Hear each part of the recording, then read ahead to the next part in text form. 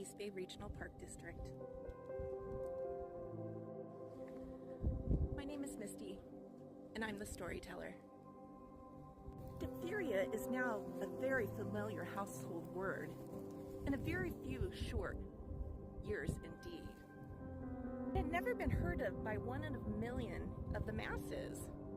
Its fearfully sudden, fatal character, especially amongst children, makes it of highest importance that those, at least, who have families should know something of this nature, its causes, its symptoms. Is there a cure? By examining a great many who have died, some general facts have been ascertained of considerable practical interest. Neither chemistry nor the microscope has yet to be able to determine that any particular structure of the body is uniformly invaded, nor have any characteristic lesions or destruction of parts been found. One thing, however, is certain. The whole mass of blood is corrupted, is diseased, is destitute of those elements which are necessary to health.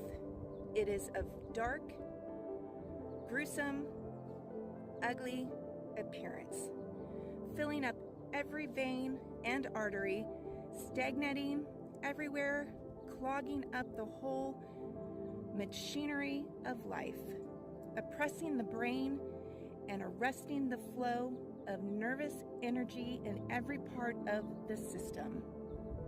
No wonder then that it crushes out the life in a very few hours of feeble childhood and older persons who have but little constitution force. The 3 most universal symptoms of diphtheria in a child are: first, general prostration of the whole system. Second, an instructive carrying of the hand to the throat. Third, offensive breath.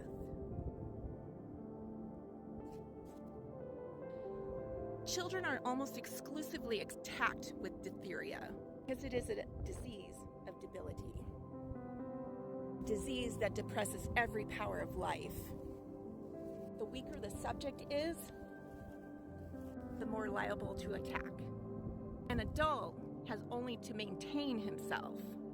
A child has to do that and also grow. It has double call for constant supply of strength. Very little deficient quality of air. Its vitality to the blood is sufficient to make it fit subject for a diphtheria attack. The few grown persons who have invariably some scrofulous or other diphtheria have weakened element. Neither a man nor a child in really vigorous health is ever attacked with it. They really only suffer who are at the times deficient in stamina, have not the proper resistant power against the inroads of disease. There is no evidence whatsoever that diphtheria is catching. The matter and breadth of it have been introduced: eyes, lips, mouth, arms, etc. Have generously hazarded the experiments on themselves without the slightest ill effects whatsoever. And several members of a family are attacked, not because it is derived from each other, but because similarity of constitution. It's the life, drinking, air, and other surroundings.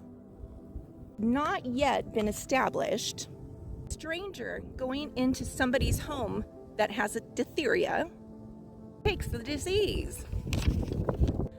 The treatment is a well-ventilated room, sustaining nourishment and strengthening remedies. Diptheria is not inoculable, prevails in every climate, in all seasons, and is equally at home in the pricely mansions which line the spacious and well-cleaned streets, and in the houses of stenchy courts and contracted alleys. It has no fixed course, may reoccur any number of times by only fashions of the scrofulous or those whose constitution are impaired or have poor blood. The immediate cause of attack, the breeding of the faulty or defective atmosphere.